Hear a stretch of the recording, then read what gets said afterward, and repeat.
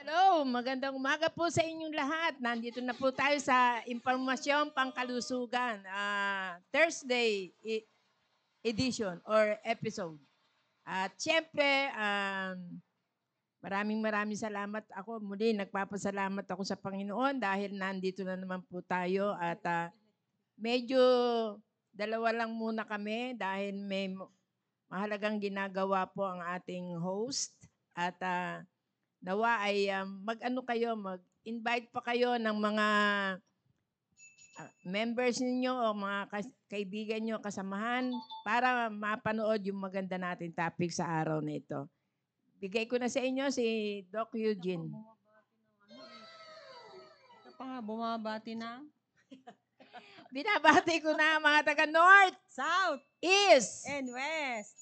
oo, West Corners ng ating simbahan. At siyempre lahat na ng mga nagwagwapuhang mga area leaders at medyo may nagkaroon ng relievo ba ang tawag doon o Balasa. nabalasa ang ating mga area leaders at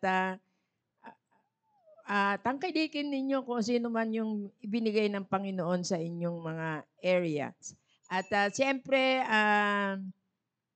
lahat ng area members, hello kayong lahat dyan. At ilan na ba ang ating viewers, Sir John? Meron na ba tayo, meron tayong 16 million na, oo.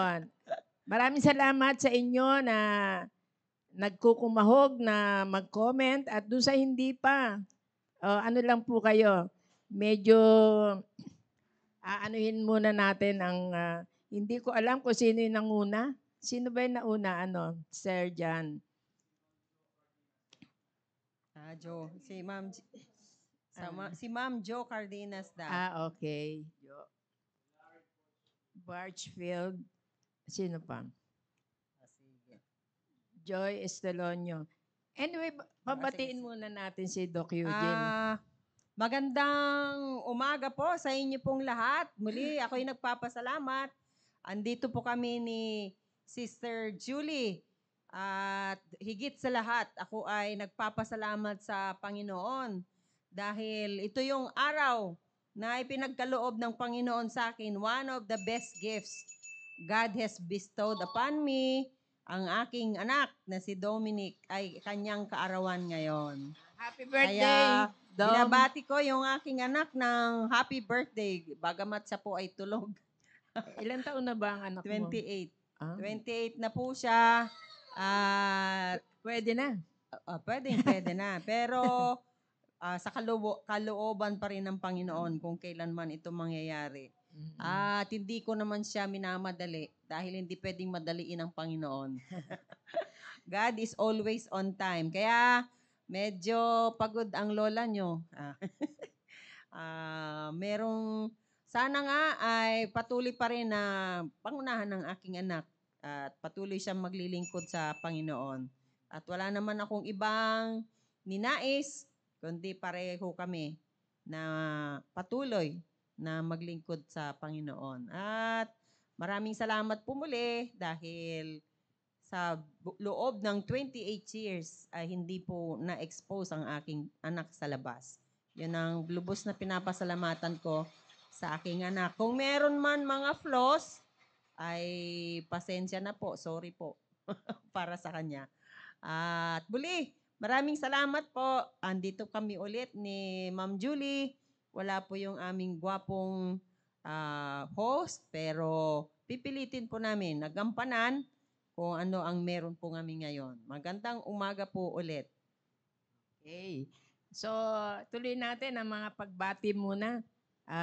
Ma'am na Joy Estolonio, Blessy May, Blessy May, Blessy Ann Heronimo.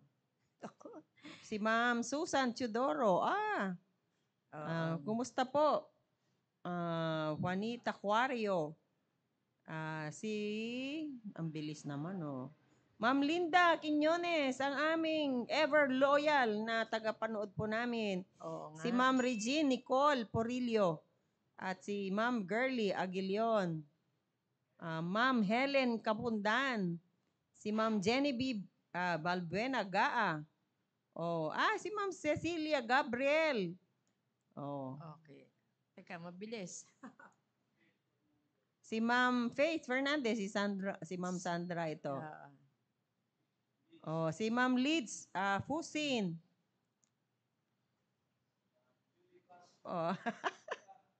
Hello, Si- Ma'am Julie. Si Ma'am Girly Dedase. At siyempre, si Ma'am Cecil Ampi. Oo. Yun. Ng John Central Rom South. Elon. Ayun. Si Ma'am Mayet Regaspi. Oo. Si Ma'am Eugene. Nasa- Si Ma'am Vivian. Si Ma'am Vivian. Okay. sumasakit Mukhang- ang mata ko Mukhang naman. nabati na po natin silang lahat. At si Ma'am Mylene Kusare. Oo, ng Rollins magandang- Marketplace. Magandang umaga po sa inyong pong lahat. At sana po ay makinig po kayo hanggang sa matapos po ito. Si Ma'am Maridet Tenerife. Good morning po. Okay? Saan area ba yan? Si Maribet. Southboard. South border. Okay. Okay. Hello, Sabihan na. binabati ko rin si Mami Hilda Hunsay. Good morning, ma'am. Si Eileen, si Aba, at syempre lahat ng mga South Borders. Okay. Ang nakakalungkot, si Ma'am Celia lang ang nakita ko sa sa Southeast. Sige. Magandang umaga po ulit sa inyo. So, pwede na po tayong mag-umpisa? Parang konti ngayon ng Makati Central. Okay. Pero naintindihan po namin yung mga karamihan po ay nasa area. Pero yung mga mothers po na nagpi-prepare po ng pananghalian, sige po, makinig po kayo. At lalo na po yung mga may anak na maliliit. Importante po ito. Okay? Okay. Simulan na natin. Ang ating pag-uusapan po ngayon ay I believe na napag-usapan na natin before. Pero kailangan po nating ulitin para mas tumatak na po para ma-minimize na rin po yung mga katanungan. At alam nyo na po kung ano po yung gagawin po natin para ang sabi ni Conrad, ito yung mga sakit or na pangkaraniwan during summertime. Not necessarily. Hindi. Before, ganun nga po. Pero sa ngayon din. pagdaan ng maraming panahon, hindi na po ganun nangyayari. Kagaya ng dengue, pag maulan lang, pero ngayon all throughout the year, meron na po tayong dengue. Ganon din po itong mumps. Kaya, kung alam niyo po yung mumps, yung beke, so, hindi na rin po siya namimili ng kung kailan po yon. So, buong taon ay pwede po kayong magkaroon po ng mumps. Okay? So, umpisahan na po natin ang patungkol po sa beke. Kung sa mga kaedaran ko po, ay malamang nakaranas na po kayo ng mumps kasi nung kami po ay mga bata pa, wala pong bakuna po para sa beke. Wala pa po noon. Ang meron lang pong bakuna during our childhood years ay yung para sa oral polio, yung para sa polio, sa yung pertussis, diphtheria at saka tetanus. Yun lamang po ang meron noon. Ito ba, ma'am, yung nilalagyan ng tina o yung kulay asul? Yung anyel ba ang tawag nila? Yun. Yun ang naalala ko noon. Kaya yun napag-usapan na po natin, pero if ever hindi nyo pa po naririnig or narinig nyo na, ay uulitin lang po natin para kung meron man kayong na-miss, ay ito po, refresher na lang po. Pero kung hindi nyo pa po narinig, sige po, makinig po kayo. Okay?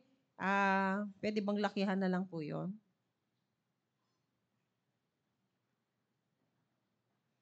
Ayun. Mumps or beke. Hindi ko alam kung ano pa yung term nila kahit sa ibang salita, Bisaya, Tagalog, or Ilocano.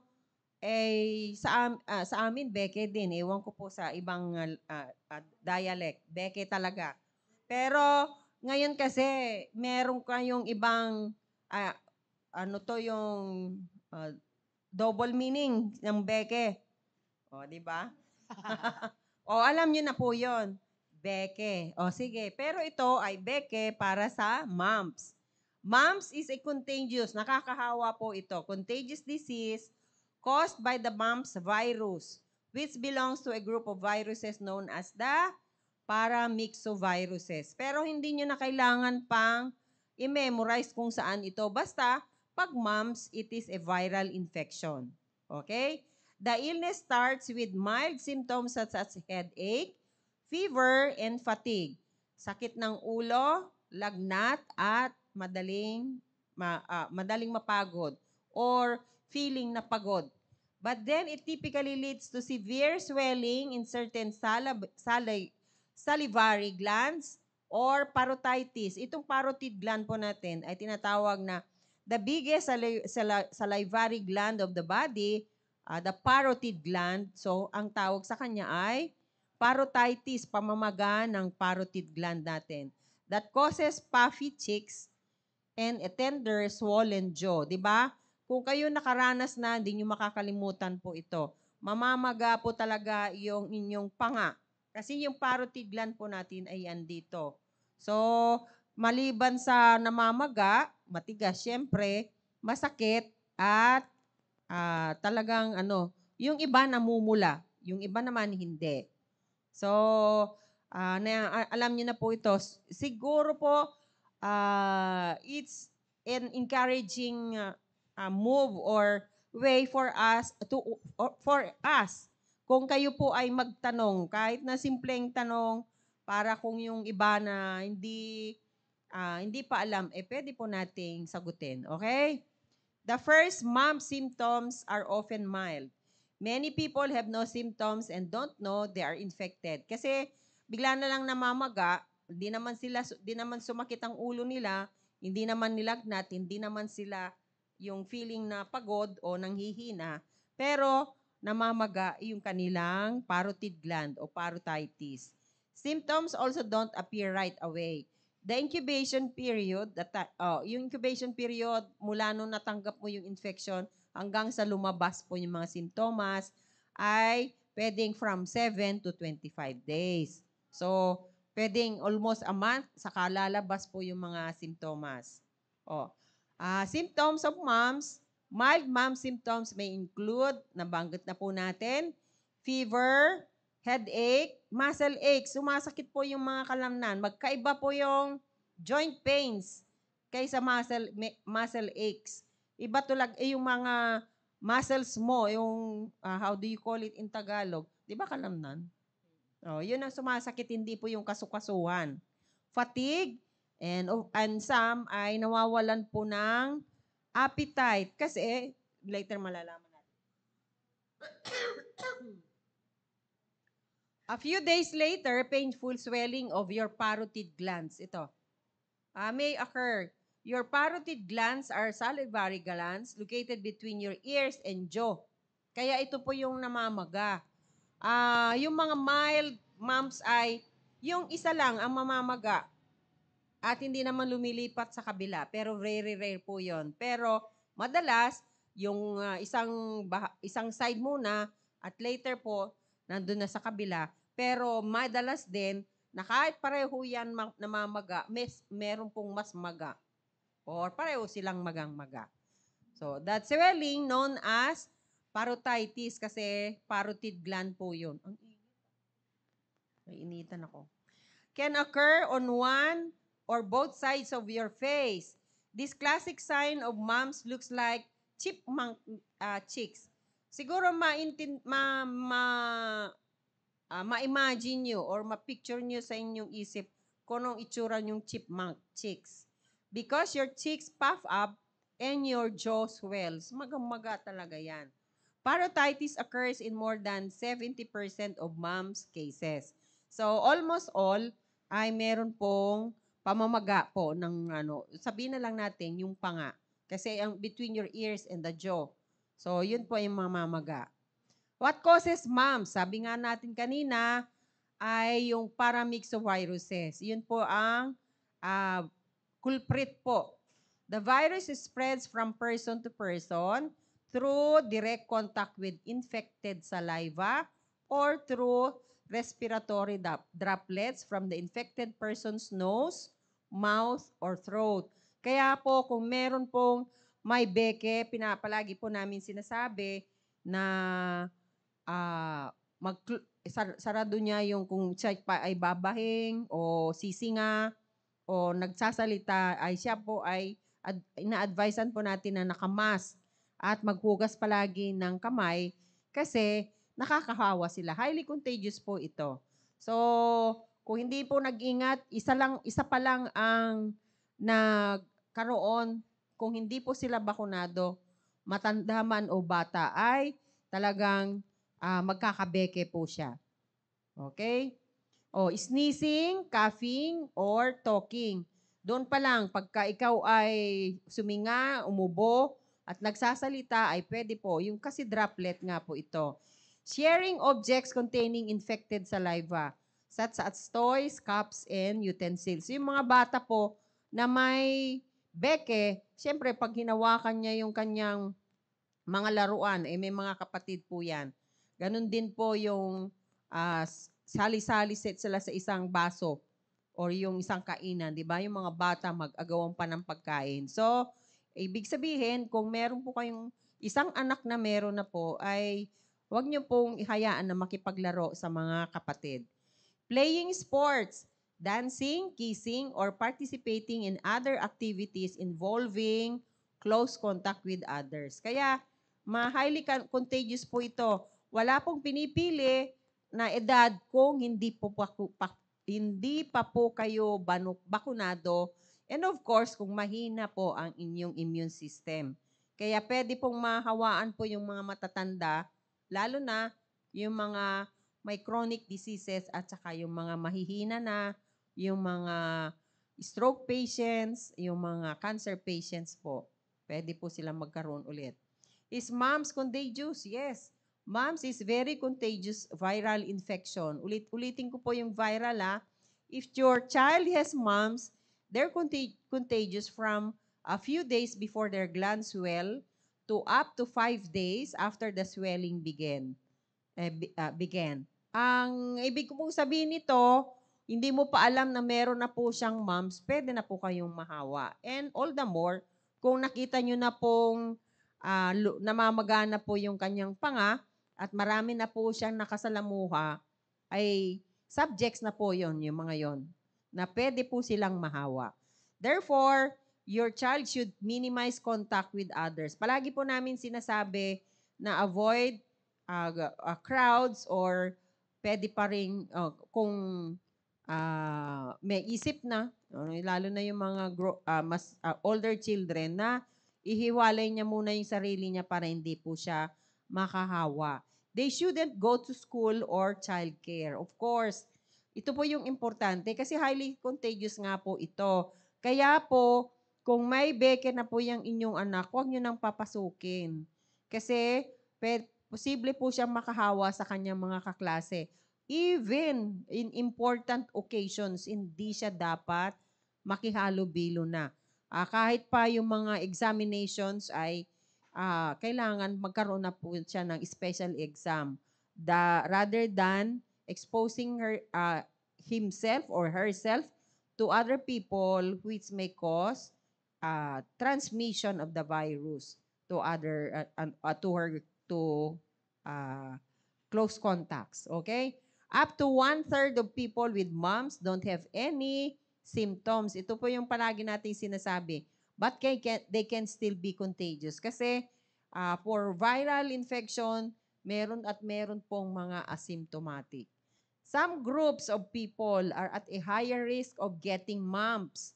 These are people with weakened immune systems na paulit-ulit na rin po nating sinasabi. Once you have a weak immune system, you are predisposed not only to mumps, but to other diseases, whether it be viral, fungal, or bacterial infections, at iba pang mga sakit. People who travel internationally, ah, ang mga istriktong mga bansa kagaya ng Australia, if you are granted a scholarship or a training to their country, ay obligado po kayong magkaroon po lahat ng ito ng mga vaccine. Kaya ipapakita mo sa kanila yung inyong vaccination record. People who aren't vaccinated against the virus. Sabi ko nga, during my time when I was a grade schooler, wala po itong bakuna na ito. So, malamang nakaranas po kayo ng beke. Kung hindi man, at your age now, ako senior citizen na, pwede pa rin po kayong mahawa kasi hindi naman po kayo bakunado. At ang kultura ng tao ngayon, ang Pilipino, ay wala na yan sa akin, yung ganon, hindi magpapabakuna. People living in close quarters such as college campuses. Kaya nga, pati yung mga bata sa classroom ay hindi po sila pinapayagan pang pumasok kung hindi sila po ay infected until they are completely cured.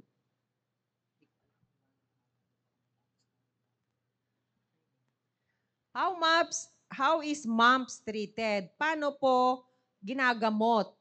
Ito po yung intindihin nyo po. There's no specific treatment for mumps. So wala pong doktor na nagsasabi na, ito yung gagawin mo.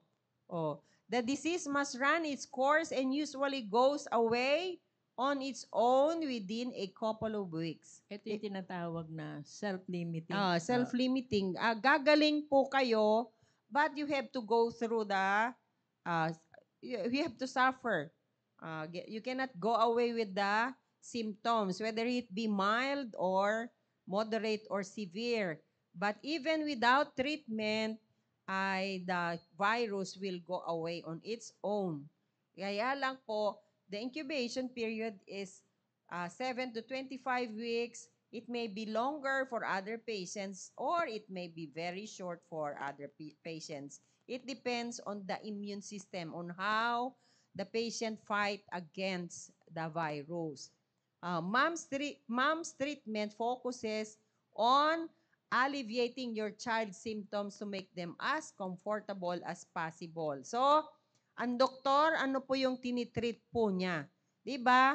Yung kaninang mga simptomas ay headache, fever, fatigue, or loss of appetite.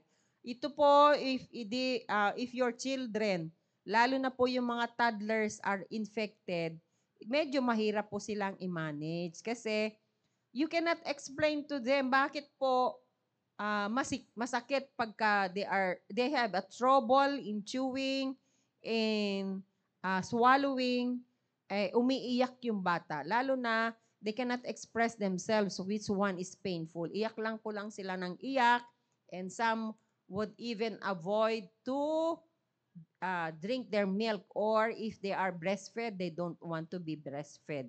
Kasi po, I don't know kung meron po dito sa susunod na slides. Kasi when the salivary gland is infected and inflamed, kaya po, every time you chew, gumagalaw po yan kasi you need salivation when you chew. Kaya nga po, as you put your food inside your mouth, tuyong-tuyo man yan, later on, basa na po siya because you are salivating or naglalaway, which will wet, babasain niya yung inyong food for easy chewing and swallowing. And then, when you swallow, whether it be hard, soft, or liquid, it will stimulate again your parotid gland. Nagsisikret po siya ng salivary gland, and this will cause pain. Kaya yung mga maliliit na bata, they would avoid eating food kasi po masakit nga po. And you cannot explain to them na kumain ka lang para gumaling ka. So, how do you manage this? If they complain of pain, you can give pain relievers, Kung sila po ay nilalagnat, you can give paracetamol. Kung hindi pa rin kaya, you can give ibuprofen or mefenamic acid, syrup for children. Kasi po, if the older children are infected, mas madali po silang paliwanagan. Pero ang mahirap po kung yung mga toddlers. Kasi talagang ayaw nilang kumain at ayaw din nilang matulog minsan. Talagang umiiyak sila sa sakit. Oh. How is moms treated? Ito na po yon. Drink plenty of fluids. You can easily instruct your patients kung nakakaintindi na po. Pero sa bata nga po, lalo na kung sa chupon lang or sa breast milk lang siya nagdidepende, ay pati pag-inom ng tubig ay aayaw siya dahil sa masakit. But if you give them pain relievers, mawawala din naman po yun para sila ay makakain. Gargle warm salt water. Oh. Still, you can see this sa mga older patients, lalo na sa mga adult. Pero yung bata, you cannot say you gargle warm salt water. Kasi even the taste ay ayaw po ng bata. So you cannot just do this. Eat soft, easy to chew foods. Of course, huwag nyo na kayong magbigay ng matitigas na kailangan po niyang i-break yung kanyang pagkain. Yung madali na lang po niyang lunukin para hindi po masyadong burden po yung parotid glands nyo na mag-secrete po ng saliva at hindi siya masyadong masakit. Avoid acidic foods that make your mouth water. Di ba? Isipin mo pa lang yung maasim, naglalaway ka na. Or makakita ka ng maasim, naglalaway ka na. All the more, kung pakainin mo siya ng maasim, maanghang, ano pa ba yung mag-stimulate ng salivation? Maasim, maanghang, ano pa ba? Matamis. Pwede rin yung matamis. Pero usually, yung maasim talagang, even just the thought, ay pwede kang mag-salivate. Kasi na-stimulate po yung ating parotid gland. Suck on ice pop to soothe a sore throat. Kasi while having your parotitis or inflammation of the parotid gland, pwede rin po kayong magkaroon ng sore throat. So, pwede nyo isok yung inyong bibig ng ice cubes or ice pop kung meron po kayo. Kasi it's soothing to the sore throat, to the sore throat, or it's soothing to the throat. Place ice or heat packs on swollen glands. Kasi nabanggit ni Sister Julie kanina yung anyel yun, di ba? Yung blue na ipinapahid, in fact, wala pong maitutulong po sa pamamaga. Kasi kaya po nila binibigyan, ay nilalagyan para alam ng mga ibang tao na meron siyang beke. Yun lang, just to tell others na meron kang beke, pero it will not give any cure or alleviation of the symptoms. Pero nakatatak sa isip ng mas marami or karamihan na nagpapagaling po yung anyel. No. Place ice or heat packs on swollen glands. So, depende sa gusto nyo, it may be cold or it may be warm. Para lang humupa yung pamamaga ng iyong parotid gland. Ulitin ko po, wala pong maibibigay na ikagagaling ng iyong pasyente pag nilagyan niyo po siya ng anyel. Anyel lang bang utawag doon? Di ba binilalagay po yan sa puting damit? Pero Noon. Ngayon yata wala na. ang alam ko niyan, binigyan ako ni Connie ng marami niyan kasi ilalagay ko sa bote.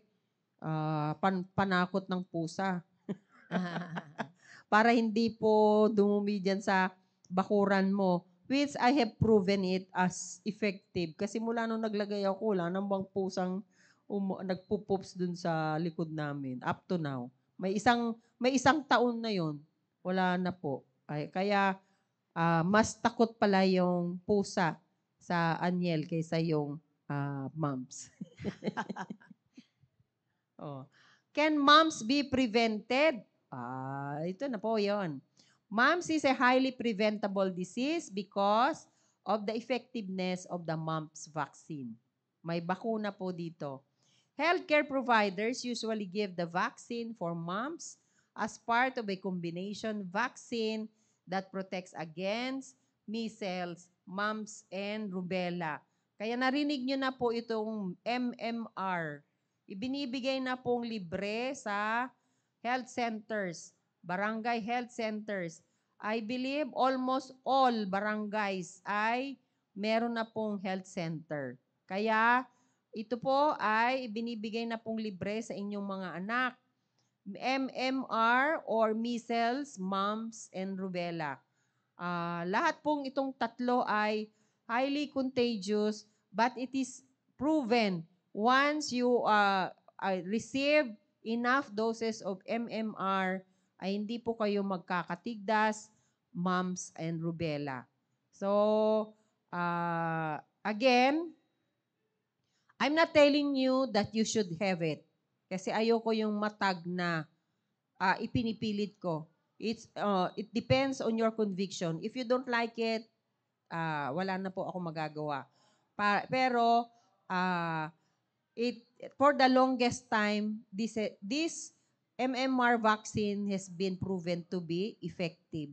Kaya, kung meron kayong mga maliliit, kasi binibigay po ito, lalong-lalo na po yung sa mga newborns para makumpleto nila bago pa man sila maglakad o nag-crawl dyan sa sayeg o isusubo ng lahat ng kanilang mahahawakan, ay kumpleto na po sila ng bakuna, which will be a protective, it will be protective for your toddlers or even young children. Kaya sabi ko nga po, moms can be prevented because there is a vaccine available which is given free in the barangay or lahat po ng DOH hospital. So, why not avail of it? Kasi if you go to private clinics, ito rin po ay may kamahalan. Okay? And it is really given, SOP ng mga pediatrician na bibigyan po yung inyong anak ng MMR. Children usually receive 2 doses of the measles, mumps, rubella, or MMR vaccine as part of the childhood immunization schedule. So, mga mothers po dyan na may baby, you should be aware and you should take note of this para po kayo na po ang magtanong. You can go to your barangay health centers and ask if this vaccine is available. Of course, if ever this vaccine is available, napakarami pong Pilipino. Kaya, if you are given a schedule in going to the health center, be compliant enough para mabigyan po inyong mga anak. They receive the first dose between 12 and 15 months of age and a second dose between the ages of 4 and 6. Kaya po, ito na po, binibigyan po kayo ng schedule. Sundin nyo po yun for the protection of your babies. Para, kasi po, ang itong measles, mumps, and rubella, pwede pong magsabay ang measles and mumps. Can you imagine how your child suffers kung magsabay-sabay pa po itong mga to? So, better yet, you go to your barangay health centers to avail of the free vaccine. If not, still you can, your pediatrician, if you have your pediatrician, the pediatrician will always advise you on the immunization schedule. Okay? Saka huwag kakalimutan yung vaccination record. Kasi makakalimutin ng mga nanay.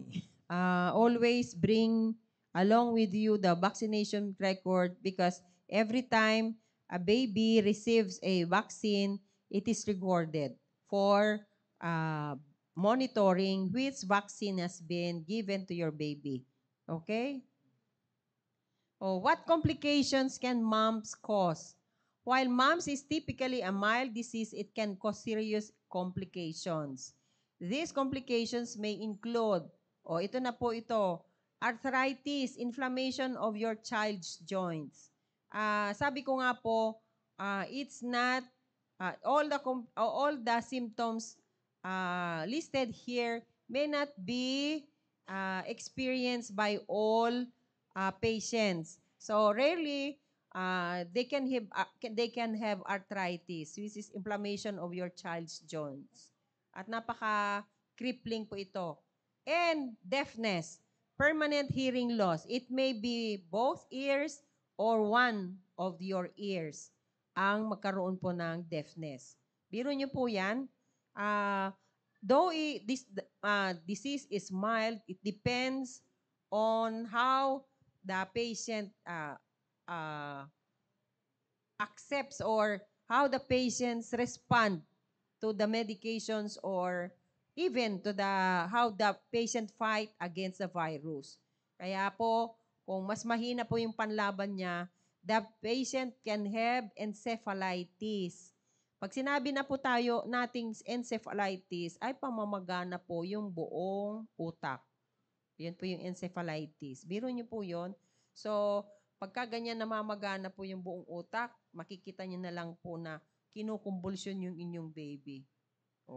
Hindi niyo alam kung anong dahilan. Dahil lamang po sa beke. Meningitis, inflammation of the tissue covering your brain, child's brain, and spinal cord. Yung brain po kasi natin, ay karugtong niya po yung ating spinal cord, gulugod, di ba? Utak at gulugod. Meron po siyang very thin film na nagko-cover po nito. Kaya kung ito po ay apektuhan, ay mas mahirap na po itong gamutin. So, lahat po itong mga complications na listed here ay mas mahirap na po, of course, na gamutin. And we don't know if it will be, if the patient can fully recover from the infection. Ibig sabihin, meron po siyang residual complications. Ibig sabihin, ay talagang deaf ka na. Yung ganon. Okay? Oophorytis. Ito po yung importante po. Oophorytis, inflammation of your child's ovaries. Mamamaga din po yung ovaryo niya. Orchitis, inflammation of your child's testicles. Yung pamamaga po yung itlog. Itong ovaries and testicles, yung ovaries po ay doon po nanggagaling po yung itlog na lumalabas sa babae. At yung testicles po ay yun po yung nagpo-produce ng sperm. Anong ibig sabihin nito?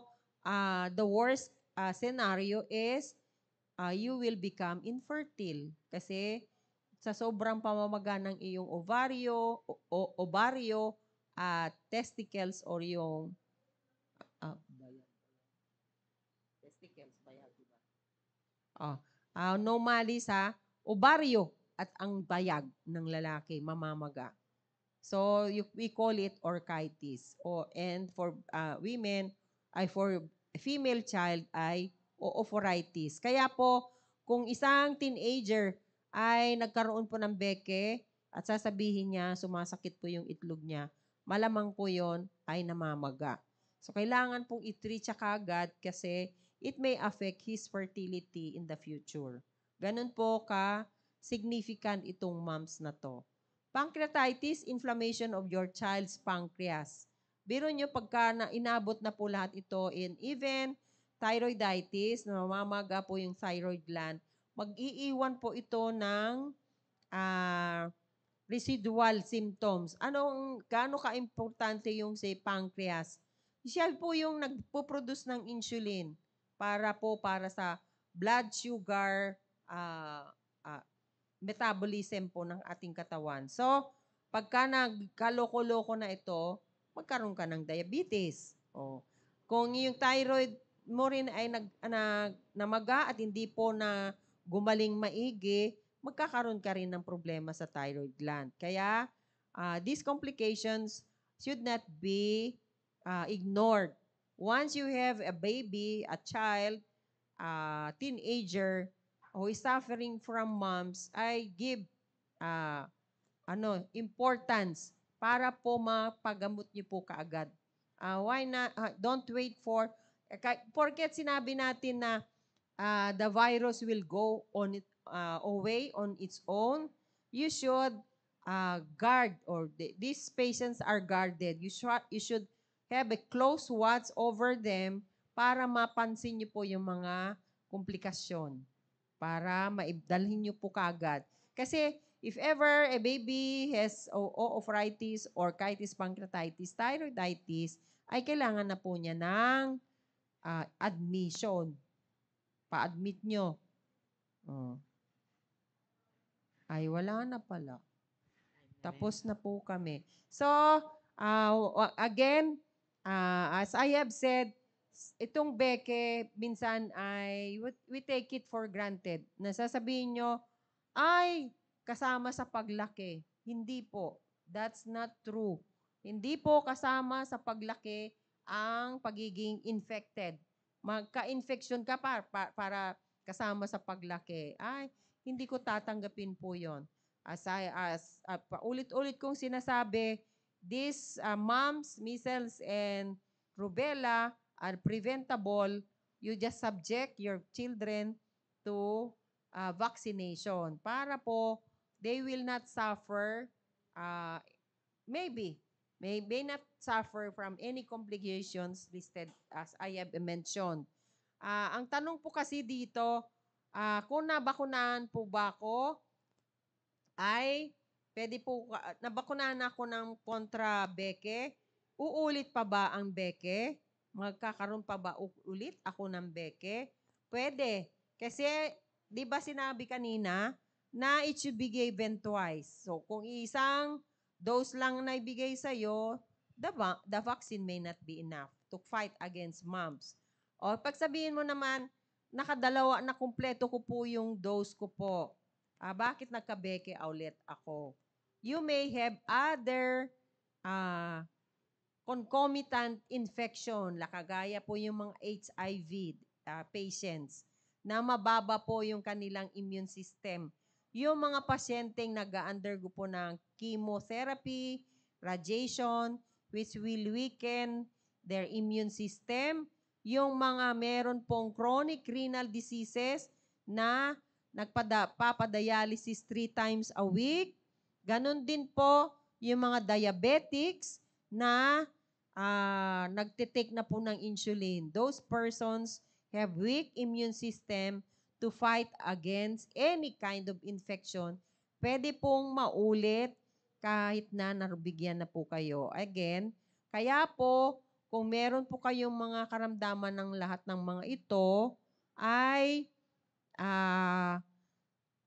mas maganda na magpabakuna po kayo. Hindi lamang po itong binabanggit ko, yung flu, yung pneumonia, ganun din po yung mga hepatitis B vaccination. Itong pneumonia, hepatitis B, and flu vaccines are given free sa mga barangay health center. Kaya, why not avail of them para sa protection natin at mas malakas at malusog na pangangatawan natin. 'Di ba? For us medical nasa medical field,